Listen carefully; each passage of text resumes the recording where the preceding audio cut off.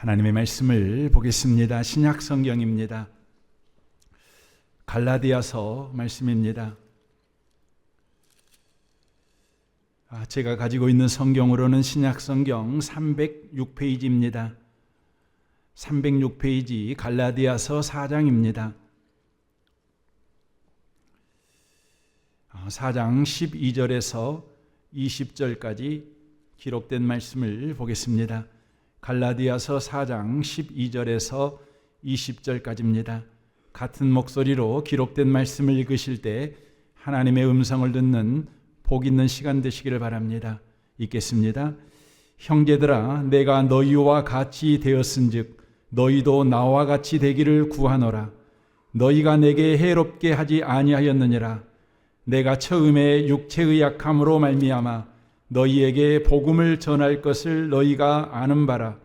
너희를 시험하는 것이 내 육체에 있으되 이것을 너희가 업신여기지도 아니하며 버리지도 아니하고 오직 나를 하나님의 천사와 같이 또는 그리스도 예수와 같이 영접하였도다. 너희의 복이 지금 어디 있느냐? 내가 너희에게 증언하노니 너희가 할 수만 있었더라면 너희의 눈이라도 빼어 나에게 주었으리라. 그런즉 내가 너희에게 참된 말을 함으로 온수가 되었느냐? 그들이 너희에게 대하여 열심을 내는 것은 좋은 뜻이 아니요 오직 너희를 이간시켜 너희로 그들에게 대하여 열심을 내게 하려 함이라. 좋은 일에 대하여 열심으로 사모함을 받음은 내가 너희를 대하였을 때뿐만 아니라 언제든지 좋으니라. 나의 자녀들아, 너희 속에 그리스도의 형상을 이루기까지 다시 너희를 위하여 해산하는 수고를 하노니 내가 이제라도 너희와 함께 있어 내 언성을 높이려 함은 너희에 대하여 의혹이 있음이라. 아멘. 함께 예배하는 모든 분들 가운데 이 말씀의 축복이 함께 하시기를 주님의 이름으로 축원합니다. 읽은 말씀에 의지해서 따뜻한 사람이 갑자기 차가워지는 이유라는 제목으로 하나님의 말씀을 전하겠습니다. 오늘 본문은 바울이 자신의 예를 들어서 율법주의의 실제적인 위험성을 바로 말씀하고 있는 내용입니다. 갈라디아 교회는 바울 사도에게 참으로 따뜻한 교회였다. 바로 이 사실로부터 오늘 본문 말씀이 시작됩니다. 12절을 보겠습니다. 형제들아, 내가 너희와 같이 되었은즉 너희도 나와 같이 되기를 구하노라. 너희가 내게 해롭게 하지 아니하였느니라. 내가 처음에 육체의 약함으로 말미암아 너희에게 복음을 전하는 것을 너희가 아는 바라. 너희를 시험하는 것이 내 육체에 있으되 이것을 너희가 업신여기지도 아니하며 버리지도 아니하고 오직 나를 하나님의 천사와 같이 또 그리스도 예수와 같이 영접하였도다. 너희의 복이 지금 어디 있느냐? 내가 너희에게 증언하노니 너희가 할 수만 있었더라면 너희의 눈이라도 빼어 나에게 주었으리라 라고 말합니다. 바울 사도를 따뜻하게 바로 받아들이는 교회였다는 것입니다. 고린도 후서 12장을 보면 바울은 평생 아팠던 사람입니다. 태생적으로 몸이 연약했습니다. 얼마나 고통스러웠으면 사탄의 사자가 주는 바로 사탄의 사자, 그 가시 같은 고통이 그에게 평생 있었다고 바로 고백을 하고 있습니다. 또한 바울은 여기 13절에 말씀하고 있는 것 같이 내가 처음에 육체의 약함으로 말미암아 너희에게 복음을 전한 것을 너희가 아는 바라라는 말을 통해서 바울 사도가 이 갈라디아 지역에 복음을 전하게 된 이유는 바로 그가 1차 전도 여행, 그러니까 사도행전 13장에 바울 사도가 안디옥 교회에서 파송을 받아 처음 전도 여행을 떠났을 때에 버가라는 곳에서 그가 말라리아에 걸리게 됩니다. 이 말라리아 병에 걸려 그가 치료차 급하게 이 버가와는 환경이 전혀 다른 고산지대에 있는 비시디의 안디옥으로 올라가게 됩니다. 이 비시디의 안디옥이 바로 갈라디아 지역에 속합니다. 이후로 이고니온이 있고 누스드라가 있고 더베가 있는데 이곳이 전부 다 갈라디아 지역에 속하게 됩니다. 그러니까 갈라디아 지역에 처음 왔을 때 그는 말라리아로 사경을 헤매는 상황에서 그가 갈라디아 지역에 왔다고 하는 것이지요. 그가 조금 나아지자 유대인 회당에 가서 복음을 전하게 되죠. 그리고 이 비시디의 안디옥에 예수 믿는 사람이 생겨나게 됩니다. 그러나 이것을 고깝게 본 유대교인들이 바울을 핍박하지요. 그래서 바울이 이고니온으로 급하게 도망을 가게 됩니다. 몸이 완전히 성한 상태가 아닙니다. 그럼에도 불구하고 핍박을 피해서 이고니온으로 가게 됩니다. 거기서 복음을 전할 때에 이고니온에서도 예수 믿는 사람들이 나오게 됩니다. 그러나 비시디아 안디옥에서 핍박했던 유대인들이 이 이고니온까지 쫓아와 가지고 바울을 핍박합니다. 그러니 바울이 또 성치 않는 몸으로 또 도망을 가는데 누스드라로 도망을 가게 됩니다. 그곳에서 복음을 전할 때에 많은 사람들이 예수를 믿습니다. 그러나 또 유대인들이 사람들을 격동시켜 바울을 박해하게 만듭니다. 누스라 사람들이 돌을 들어서 바울 사도를 때려 죽이게 되지요. 얼마나 많이 맞았던지 온몸이 피투성이가 되고 머리가 깨져서 돌로 때리는 사람들이 판단할 때 이 사람은 죽었다라고 판단했습니다. 그래서 성 밖으로 끌고 가서 쓰레기장에 버려버렸습니다. 그러나 주의 은혜로 바울이 다시 살아난 것입니다. 말라리아로 인하여서 완전히 회복되지 않은 상태에 있는 바울이 이제 돌을 맞아가지고 반 죽은 상태가 돼버린 것이죠. 그런 상태에서 주의 은혜로 살아난 바울 사도는 다시 누스라로 들어가서 복음을 전하고 또 더베로 옮겨가서 복음을 바로 전하게 됩니다. 그때에 이 갈라디아 성도들이 바울 사도를 업신여기지 않았습니다. 어떻게 하나님이 보호한다고 하는 사람이 어떻게 돌을 맞을 수 있는가? 말라리아 병에 걸릴 수 있는가? 어떻게 죽을 위기에 처할 수 있는가? 저 사람은 분명히 말로는 저렇게 놀라운 복음을 전하지만 하나님께서 보호해 주지 않는 사람이야. 이렇게 업신여기지 않았습니다. 바울이 전한 복음을 그들은 받아들이고 그 전한 복음을 쫓아서 그들은 바울 사도를 바로 친절하게 대했고 다정다감하게 대했고 따뜻하게 대했습니다.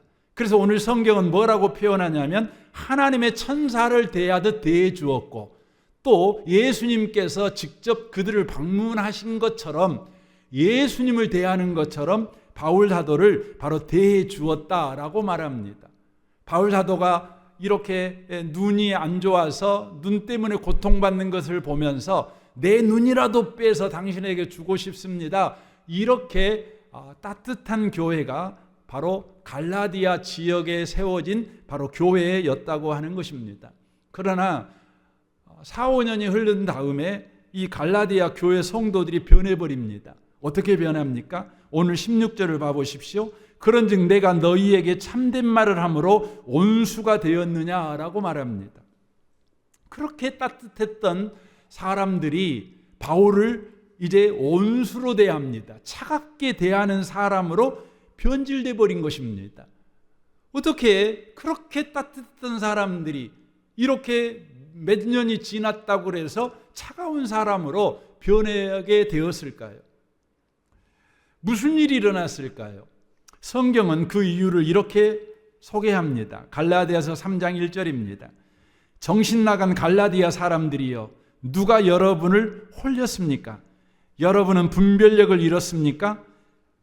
십자가에 달리신 예수를 삶의 중심에 놓지 않고 있음이 분명하니 여러분은 제정신이 아닌 것이 틀림없습니다.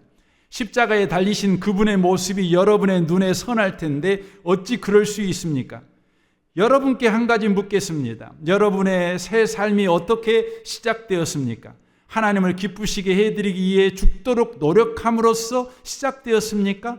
아니면 여러분이 받은 하나님의 메시지에 응답함으로써 시작되었습니까? 여러분은 이 어리석은 짓을 계속 하렵니까? 정신 나간 사람만이 하나님께서 시작하신 일을 자신의 힘으로 성취할 수 있다고 생각합니다 라고 말합니다.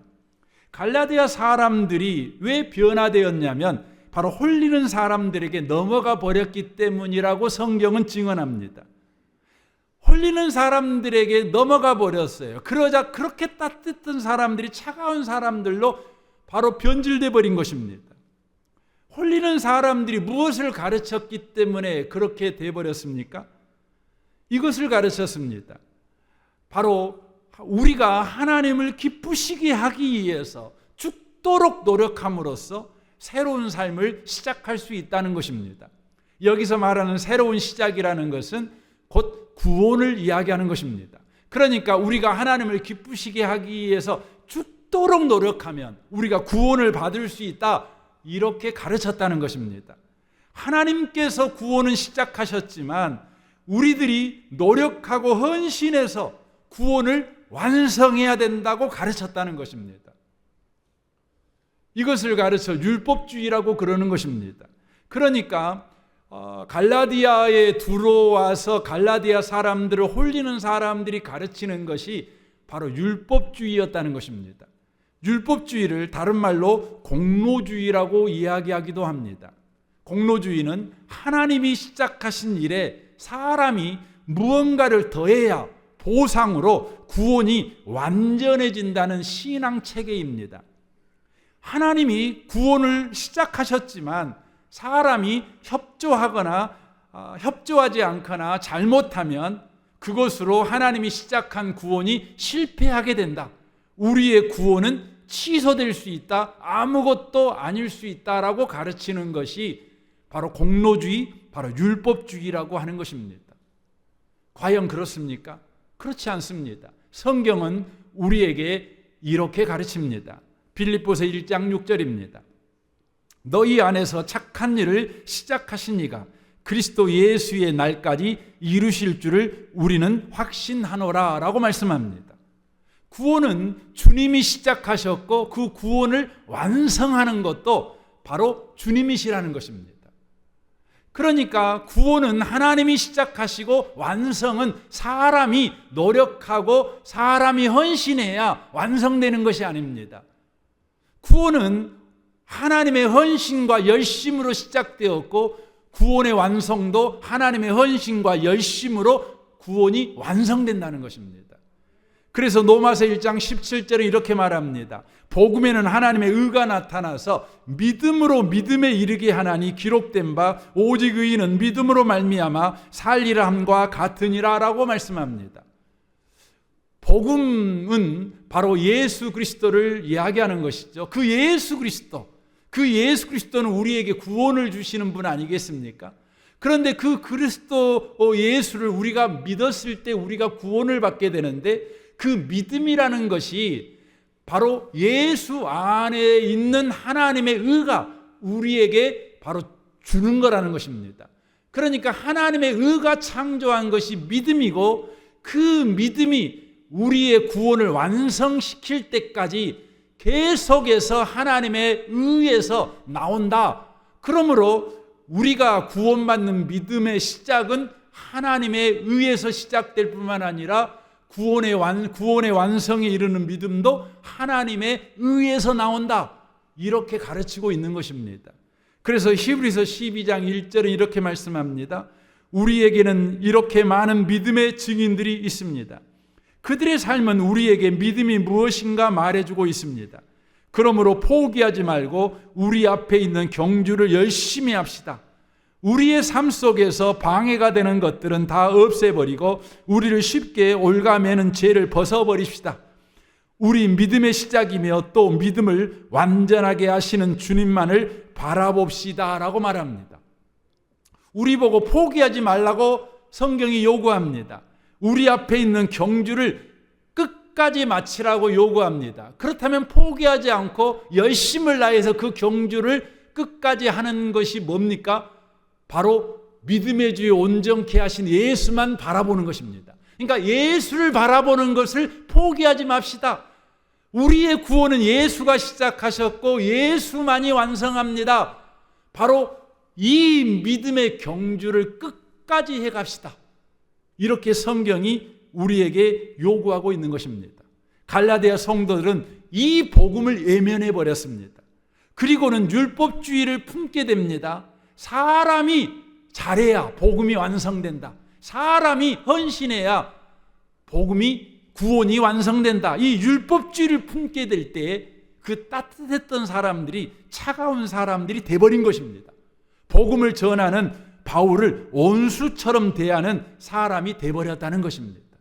정리해 보면 이렇게 되는 거지요. 갈라디아 사람들은 복음을 품었을 때는 따뜻한 사람이 되었지만 율법주의를 품자 차가운 사람이 되어버렸다라는 것입니다. 갈라디아 사람들은 원래 따뜻했는데 율법주의가 들어가니까 차가운 사람이 된 것이 아닙니다. 원래 차가웠던 사람들인데 복음이 들어가니까 따뜻한 사람이 되었는데 율법주의가 들어가니까 다시 원래대로 차가운 사람이 되어버렸다는 것입니다. 갈라디아 사람들은 원래 차가운 사람들입니다. 여러분, 갈라디아라는 뜻은요, 그리스 말로 컬트족의 바로 땅이라는 뜻입니다. 컬트가 아니라 켈트죠. 켈트족의 땅이라는 바로 뜻입니다. 여러분, 켈트족 그러면 여러분이 당장 생각나는 나라가 있죠. 바로 영국의 스코틀랜드가 생각날 것입니다. 왜냐하면 영국의 스코틀랜드는 바로 켈트족들이 바로 지배하는 땅이기 때문에 그렇습니다. 그러나 이 켈트족들은 원래 프랑스 남부에서 살면서 유럽 전역을 휘젓고 다니던 족속입니다. 그러니까 포르투갈이나 스페인, 바로 남유럽에도 또 우리가 알고 있는 이 동유럽에도 북유럽에도 서유럽에도 유럽 전역을 다니면서 노략질을 했던 바로 종족이 바로 켈트족들입니다. 역사적으로 유명한 사건은 바로 카르타고의 하니발이 노마를 바로 공격할 때 그와 협력해서 노마를 공격했던 종족이 바로 켈트족입니다. BC 200년경에 이 켈트족들은 지금의 투르키의 땅까지 와서 정착을 하게 되는데, 후에 노마인들이 이 터키 땅까지 정복하고 보니까 거기에 이 켈트족들이 있는 것입니다. 그래서 켈트족들이 사는 땅이라는 의미에서 갈라디아라고 바로 호칭을 바로 붙이게 된 것입니다. 역사 기록에 보면 이 켈트족들에 대해서 이렇게 평가합니다. 로마의 장군 카이사르, 우리가 시저로 알고 있죠. 이 사람은 이렇게 평가합니다. 켈트족들은 불안정하고 싸우기를 잘하고 거래할 때 배반을 잘하고 지속적인 노력이 부족하고 실패하면 쉽사리 낙심한다. 변덕스럽고 불안정한 자들이다 라고 평가합니다. 또한 로마의 카토라는 사람이 이렇게 평가합니다. 켈트족은 사람들과 논쟁하고 전쟁하는 두 가지에 집착하는 사람들이다 라고 말합니다.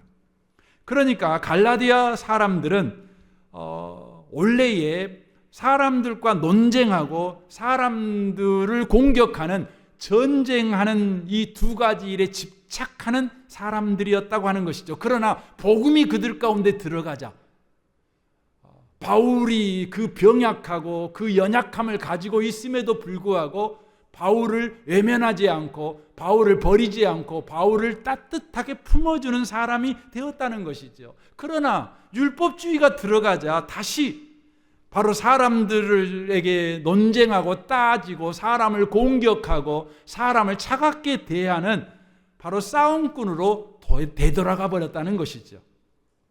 우리는 이 변화의 지점을 주목해야 합니다. 왜냐하면 저와 여러분도 바로 그런 사람들이기 때문에 그렇습니다. 우리도 얼마든지 복음을 버리면 우리도 차가운 사람이 됩니다.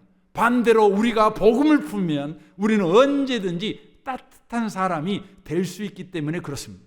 여러분, 복음이 뭘까요? 복음은 하나님이 하신 일입니다. 복음은 하나님이 하신 일입니다. 이렇게 설명할 수 있습니다. 그래서 복음을 품는다는 게 뭘까요?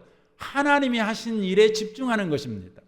그러면 율법주의는 뭘까요? 사람이 한 일이 율법주의지요. 그러므로 율법주의를 품는다는 것은 사람이 한 일에 집중한다는 것을 의미하는 것입니다. 그래서 복음을 품으면 따뜻해지지만 율법주의를 품으면 사람이 차갑게 됩니다. 부부관계 예를 한번 들어보겠습니다.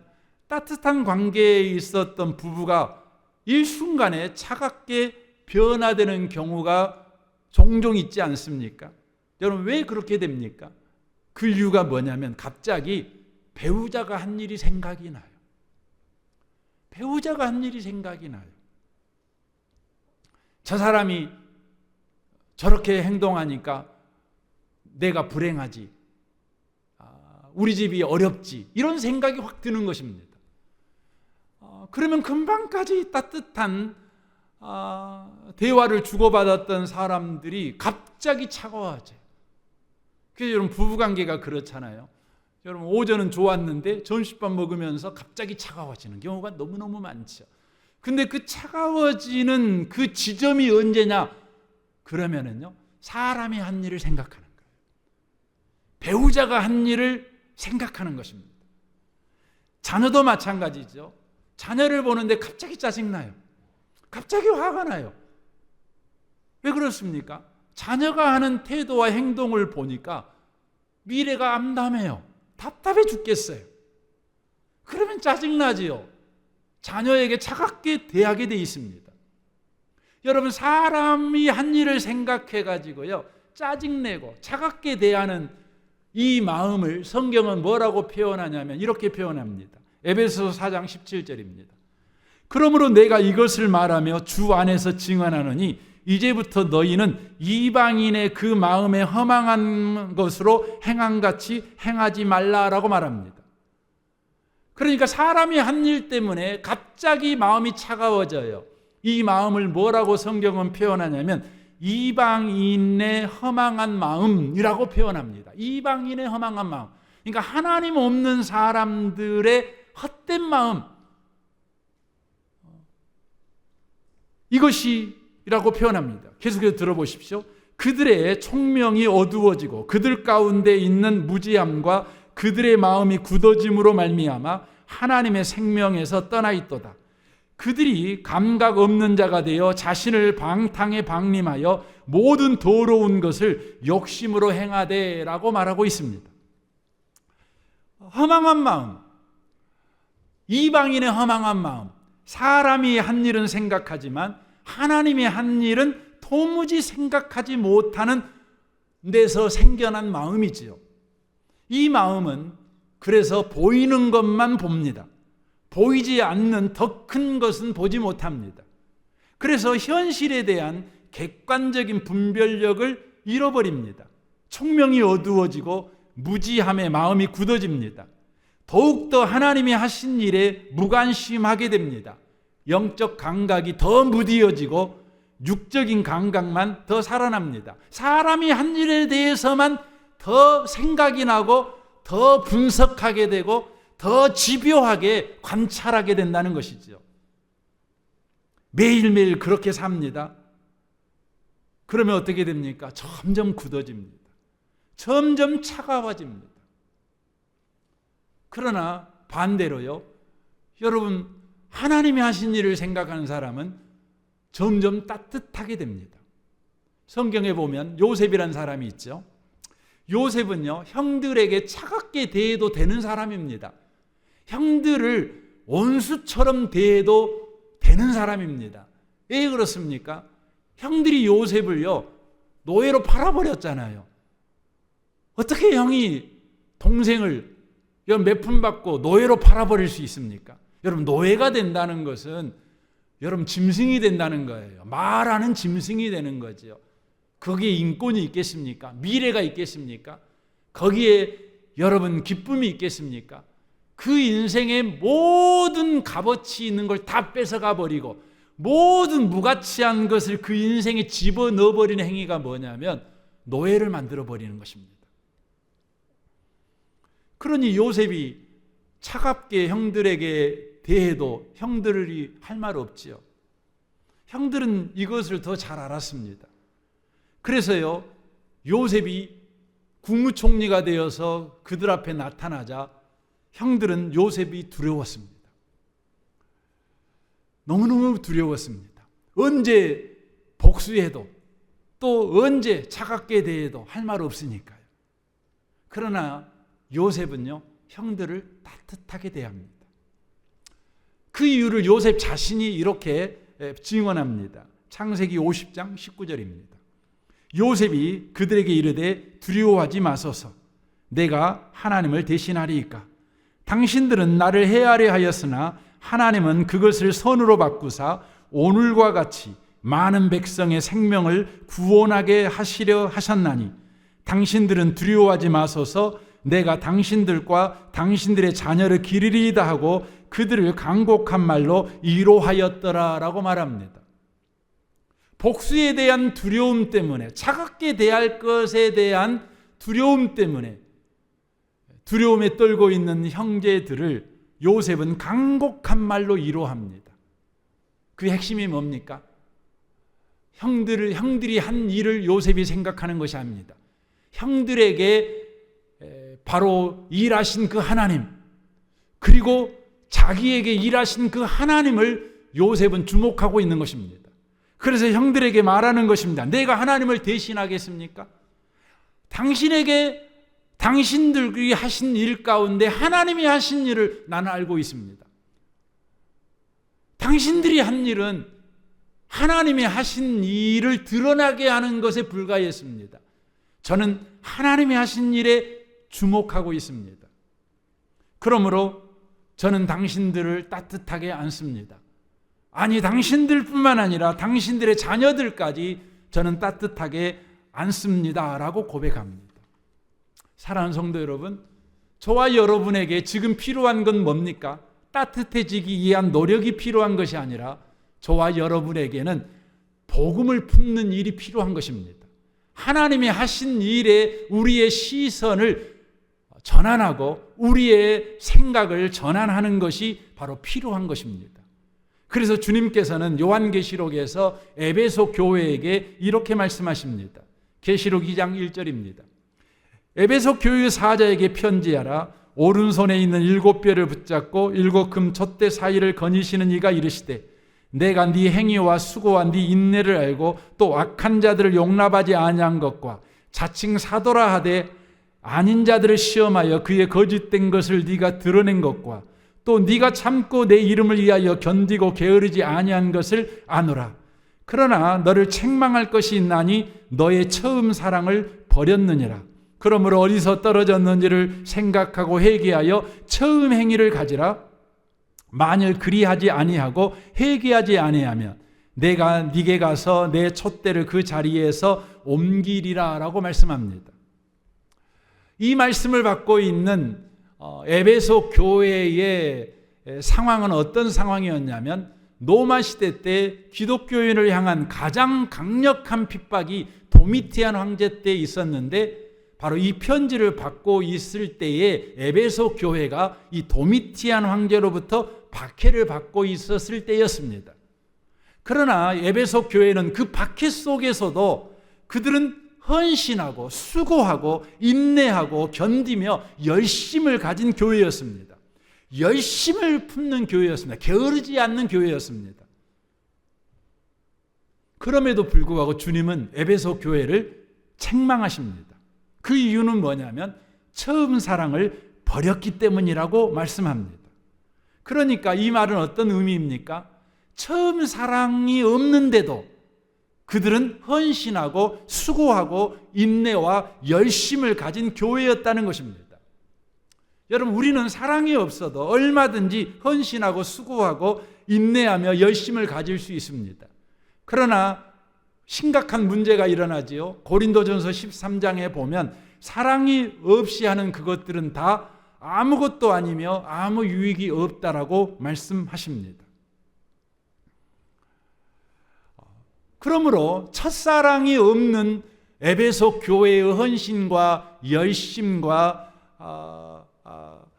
또 수고는 아무것도 아닙니다. 아무 가치가 없는 것입니다. 그래서 주님께서 책망하십니다. 그러면서 주님께서 뭐라고 말씀합니까? 처음 행위를 가져라. 처음 행위를 가져라 라고 요구하십니다. 여러분, 그 말이 뭔 말일까요? 여러분, 처음 사랑을 가지면 처음 행위를 갖게 돼요. 여러분, 처음 사랑을 가지면 처음 행위를 갖는데 어떤 행위를 갖게 될까요? 요한일서 4장 18절입니다. 사랑 안에 두려움이 없고 온전한 사랑이 두려움을 내쫓나니 두려움에는 형벌이 있음이라. 두려워하는 자는 사랑 안에서 온전히 이루지 못하였느니라 라고 말씀합니다.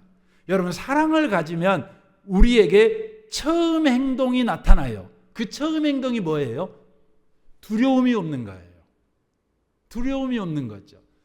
여러분, 결혼하신 분들이라 여러분 신랑을 처음 만났을 때, 사랑에 빠졌을 때 여러분 신랑이 월급 100만 원 받는 것이 겁났습니까?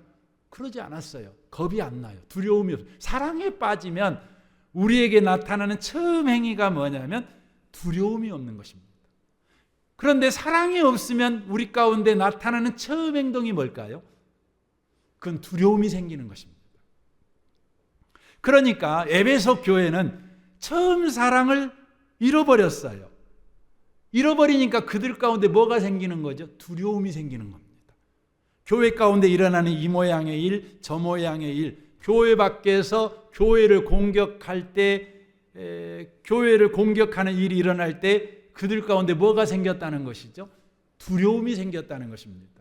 그래서 그들은 이 두려움을 해결하기 위해서 뭐 했다는 것입니까?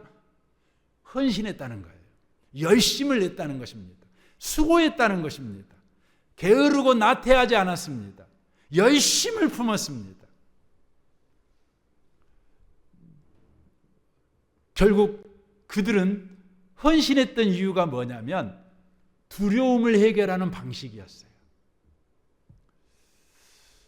여러분 가정을 여러분이 딱 봤을 때요, 갑자기 이러다가 우리 집 망하겠어 이런 생각이 들면 여러분 가운데 뭐가 생겨나죠? 내가 헌신해야지, 내가 열심을 내야 되겠다, 이렇게 게을러 터져가지고 안 되겠어, 열심을 냅니다. 열심을 내면 여러분 남편이 어떻게 보여요? 여러분이 열심을 내잖아요.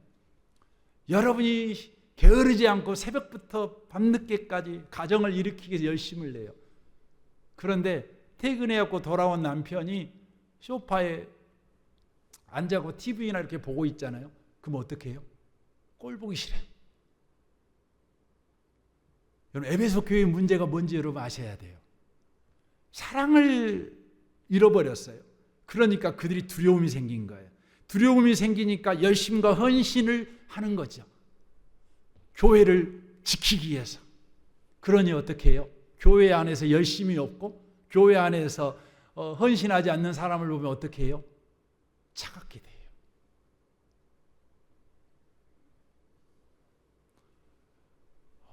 여러분, 두려움 때문에요, 사람을 대하는 사람들은요, 사람을 차갑게 대해요. 무서운 사람이 되는 것입니다. 회복하는 길은 뭘까요? 회복하는 길은 뭘까요? 여러분, 처음 사랑을 회복하는 것입니다. 여러분, 처음 사랑을 품는 거예요. 여러분, 처음 사랑이 뭐지요? 처음 사랑은 우리가 하나님을 사랑하는 사랑을 처음 사랑이라 그럴까요? 아니에요. 처음 사랑은 하나님이 나를 사랑하는 사랑을 처음 사랑이라고 그러는 것이에요. 그러니까 처음 사랑을 품는다는 것은 하나님이 나를 사랑한 그 사랑을 품는 거지요. 하나님이 예수로 내 안에서 행하신 하나님의 사랑의 행위, 하나님의 헌신의 행위를 내가 붙잡는 것입니다. 그때 저와 여러분에게 뭐가 회복되죠? 처음 행위가 회복돼요. 처음 행위가 뭐지요? 열심히 예배드리고 열심히 기도, 이게 아닙니다. 두려움이 사라져요. 두려움 없이 예배해요. 두려움 없이 기도해요. 두려움 없이 봉사해요. 두려움 없이 내 이웃을 대해요. 이게 처음 행인 거예요. 두려움 없이 바로 사람을 대하는 것이죠. 언제요? 복음을 품었을 때요. 하나님이 하신 일을 품었을 때요.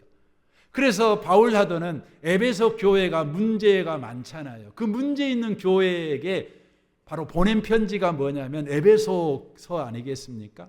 그래서 바울 사도는 에베소 교회가 문제가 있을 때 에베소 교회를 향해서 이렇게 바로 해답을 제시합니다. 그 해답이 이것입니다. 에베소 1장 17절입니다. 우리 주 예수 그리스도의 하나님이신 영광의 아버지께서 지혜와 계시의 영을 여러분에게 주셔서 하나님을 알게 하시고 여러분의 마음의 눈을 밝혀주셔서 하나님의 부르심에 속한 소망이 무엇이며 성도들에게 베푸시는 하나님의 영광스러운 상속이 얼마나 풍성한지를 여러분이 알게 되기를 바랍니다. 또한 믿는 사람들인 우리에게 강한 힘으로 활동하시는 하나님의 능력이 얼마나 엄청나게 큰지를 여러분이 알기를 바랍니다 라고 말합니다. 하나님께서 우리를 사랑하셔요. 하나님의 사랑은 말과 혀로만 사랑하는 사랑이 아니잖아요. 실제적이고 구체적인 거죠. 우리에게 바로 부르심의 소망을 주는 것, 우리가 받아야 될 유산의 상급을 우리에게 주는 것, 그리고 우리 안에서 그 능하신 힘을 가지고 실제적으로 활동하시는 것, 이 모든 것들이 뭐냐면 하나님이 우리를 사랑하시는 행위예요. 그래서 바울 사도는 에베소 교회를 향해서 첫사랑을 잃어버린 에베소 교회를 향해서 처음 행위를 회복하라고 두려움 없이 예배하고 두려움 없이 찬양하고 두려움 없이 기도하고 두려움 없이 사람을 대할 줄 아는 따뜻한 사람이 되기 위해서 하나님이 하신 일을 알아라. 하나님이 하신 일을 붙잡아라. 이렇게 요구하고 있는 것입니다. 이 아침에 오신 복 있는 성도 여러분, 결론적으로 말씀을 드리기를 원합니다. 갈라디아 교회가 차가운 사람들이었죠. 그러나 복음이 들어가자, 복음을 품자 따뜻한 사람이 됐어요. 그러나 율법주의를 품자 다시 그들은 원래대로 차가운 사람이 돼버렸어요.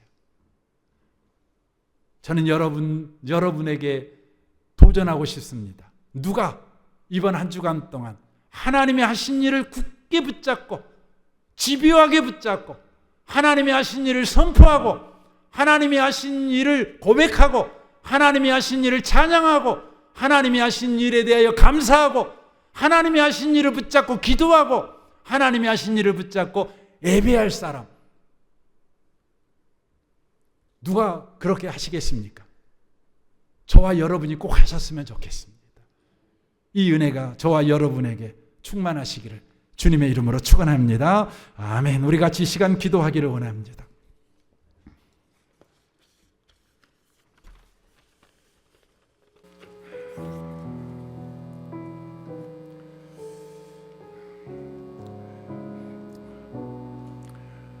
우리는 따뜻한 사람이 되어야 되겠습니다. 훈기를 가진 사람이 되어야 되겠습니다.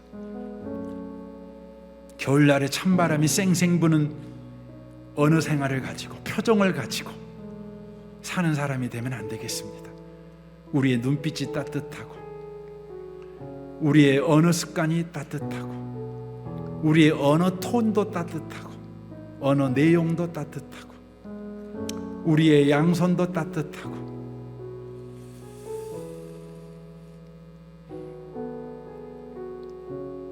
복음을 품었을 때 우리는 따뜻해집니다. 처음 사랑, 하나님이 나를 사랑한 그 사랑을 품었을 때 하나님이 하신 일을 우리가 생각하고 또 생각하고 그것을 붙들었을 때 우리는 두려움 없이 사람들을 대하게 됩니다. 따뜻한 사람이 됩니다. 주님, 두려움 없이 사람을 대하기를 원합니다. 두려움 없이 예배하는 자가 되기를 원합니다. 두려움 없이 기도하는 자가 되기를 원합니다. 두려움 없이 직장으로 출근하는 사람이 되기를 원합니다. 두려움 없이 사업하는 자가 되기를 원합니다. 하나님이 일하고 계셔. 하나님이 나를 사랑하셔. 이걸 붙잡고 살아가는 우리가 되게 하시옵소서. 우리 시간 같이 한번 기도하고 싶습니다. 기도하겠습니다. 오 하나님 아버지, 그렇습니다. 우리가 따뜻한 사람이 되기를 원합니다. 내가 노래해 처음 사랑, 아버지 하나님이 우리를 위해 예수 안에서 하신 일, 노래해 그것을 그것을 그 아는 자가 되기를 원합니다. 사랑 묵상하는 자가 되기를 원합니다. 변함없으신 생각하는 자가 되기를 원합니다. 거짓 없으신 성실하신 그 사랑 상한 갈대 꺾지 않으시는 주님 그렇습니다. 꺼져가는 등불 끄지 않는 우리는 두려움을 가지고 수고하고 헌신하고 그 열심을 받습니다. 사랑 그러므로 다른 사람에게 차갑게 대하고 변함없으신 너는 왜 그렇게 거짓 밖에 못하나 없으신 무서운 사람이 성실하신 그 사랑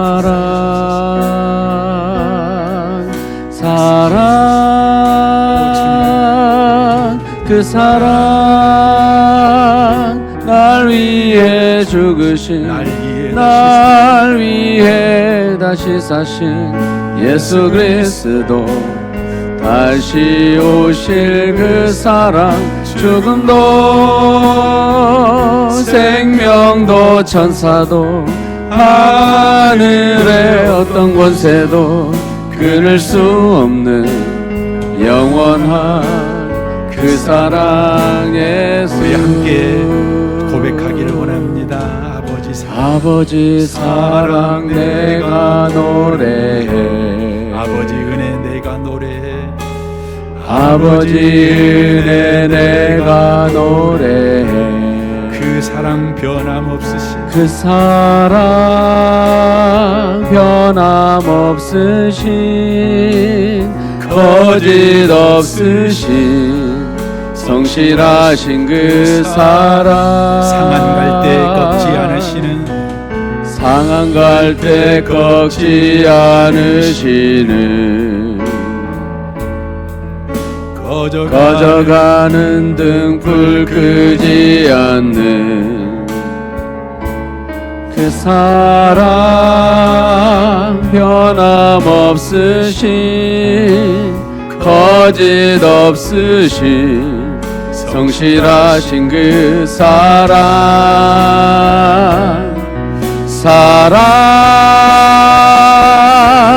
그 사랑 날 위해 죽으신 날 위해 다시 사신 예수 그리스도 다시 오실 그 사랑 죽음도 생명도 천사도 하늘의 어떤 권세도 끊을 수 없는 영원한 그 사랑 예수 그 사랑 날 위해 죽으신 날 위해 다시 사신 예수 그리스도 다시 오실 그 사랑 죽음도 생명도 천사도 하늘의 어떤 권세도 끊을 수 없는 영원한 그 사랑 예수 주님 그렇습니다. 복음을 품었을 때는 따뜻한 사람이 되었지만 율법주의를 품자 차가운 사람이 되어버렸습니다. 처음 사랑을 잃어버렸을 때 두려움이 없는 처음 행위를 잃어버리고 두려움의 사람이 되어버렸습니다. 두려움 가운데 예배하고 기도하고 찬양하고 봉사하고 직장생활하고 가정생활하는 아버지 노릇하고 엄마 노릇하는 두려움의 사람이 되어버렸습니다. 그리하여 두려움을 가지고 사람을 대하는 사람, 차가운 사람, 무서운 사람이 되어버렸습니다. 주님 우리를 불쌍히 여겨 주옵소서. 이제 두려움 없이 예배하는 자가 되기를 원합니다. 두려움 없이 기도하고 찬양하고 봉사하며 직장생활하며 아버지 노릇하며 어머니 노릇하는 자가 되기를 원합니다. 인생을 두려움 없이 사는 자가 되기를 원합니다. 두려움 없이 사람을 대하는 자, 따뜻한 사람이 되기를 원합니다. 이를 위해 복음을 품은 자가 되기를 원합니다. 하나님이 우리를 위해 예수 안에서 하신 일을 품는 자가 되기를 원합니다. 매일매일 하나님이 하신 일을 생각하는 자가 되게 하시옵소서. 묵상하게 하옵소서. 찬양하며 기도하며 붙들며 의지하며 감사하며 하나님이 하신 일을 힘입어서 그렇게 삶을 살아내는 자, 복음을 품은 자가 되게 하여 주옵소서. 두려움 없이 사람을 대하는 따뜻한 훈기 있는 사람이 되게 하여 주옵소서. 이 시간 헌금합니다. 주님, 헌금하는 저들의 손이 따뜻한 손이 되게 하시옵소서. 안아주는 손이 되게 하시옵소서. 위로하는 손이 되게 하시옵소서. 축복하는 손이 되게 하시옵소서. 쓰러진 자를 잡아 일으켜주는 손이 되게 하시옵소서. 주님을 찬양합니다. 예수님의 이름으로 기도합니다. 아멘.